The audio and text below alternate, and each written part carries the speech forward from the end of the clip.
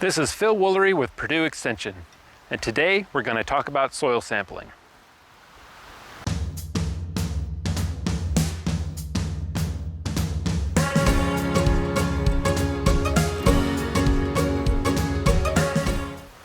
So in this video we're going to talk about why you'd want to test and sample your soil and how you're going to go about doing that.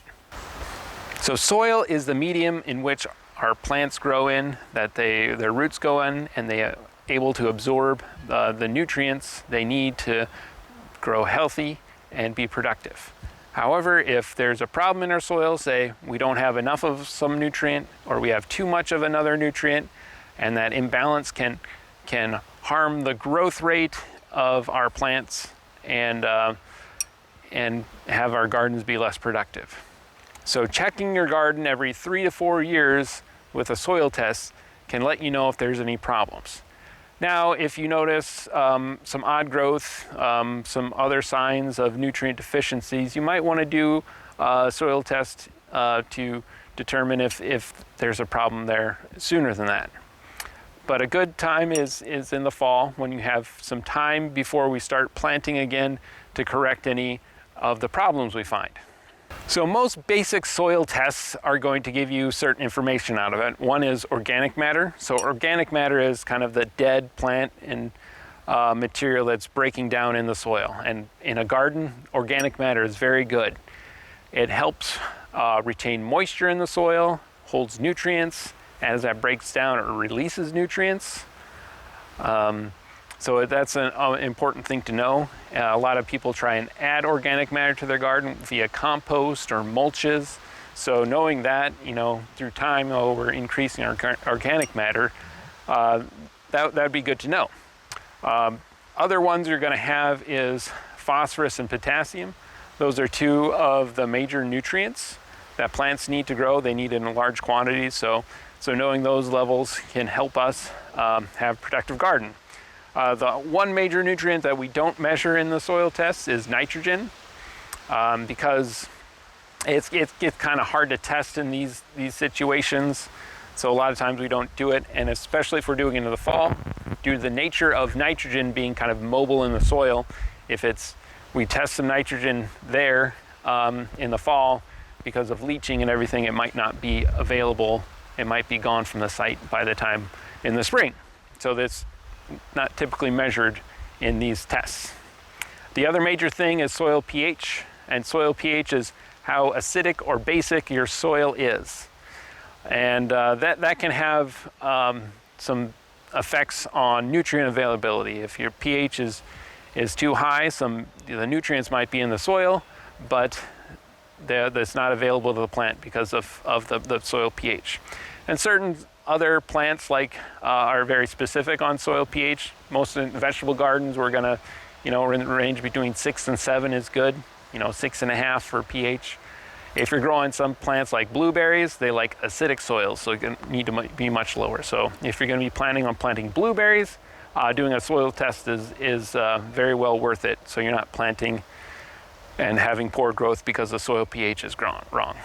So when we take our soil samples in the garden, we're not just going to take one and be done with it, because due to the variable nature in the soil, if we take one sample, we want it to be representative of our whole garden. Now, if your garden is fairly uniform, it's not have some big differences in soil types, we can just take samples throughout the garden and group them all together and make one recommendation for the whole garden. Now, if you've got, gardens in different places or different soil types, different histories with that, you might want to split it up into 2 separate samples. And we also want to take a representative sample of what the root zone is. So, typically most of these plants are gonna, 6 to 8 inches is good. We're gonna capture all of where those roots are gonna grow and take nutrients out of. So different tools that you can use for sampling soil. So this is a soil probe, and you just push it down in the ground to the determined level, and you pull it out, and inside this tube here we will have the sample from the top to the bottom of that 8 inches of soil, and you can dump it in your bucket and move on to the next one. So most people aren't going to go out and buy a soil probe just to use it every 4 years. So if you want to save some money, you can still use a shovel and you get to the same results.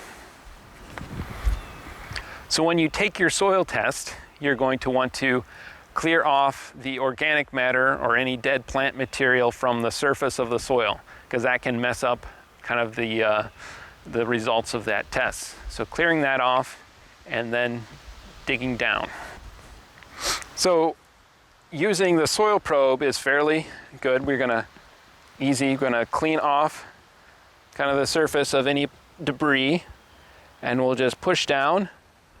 I have a mark on here where I want to go down to, and just removing that. And here we have our soil core. We can measure the amount we need. I went a little deeper, so I don't need this amount here. And I can just dump that into our bucket and move on to the next site. So with using the shovel, we're going to, again, clear off the surface of any debris, and we will go down to our depth. There, kind of loosen it up a little bit. I'm gonna cut a little on the other side as well.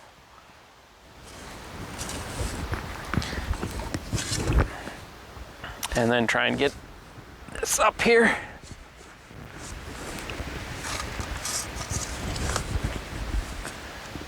And there. And so we have this all there. We're going to want to kind of get a uniform, so you don't want to have more than at the top than at the bottom. So I'm using this little trowel. We're going to kind of cut.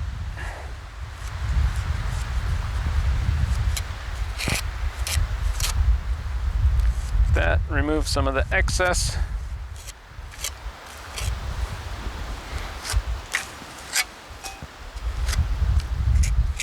So I've got a uniform spot right there, and I'll add that to my bucket there.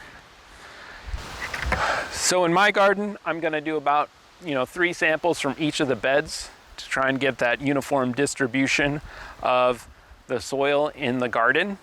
And then once all in this bucket, I'm going to mix it up,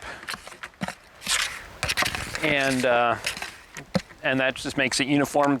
Break up any little clumps to make it all uniform, ready for the soil sample. And when we get it all, we're not going to send this all to the soil sampling lab. So we will just take maybe about a quart of that. You could label it and put it in a clear plastic bag to send it out to a soil lab for the testing results. And that usually takes about a week or two.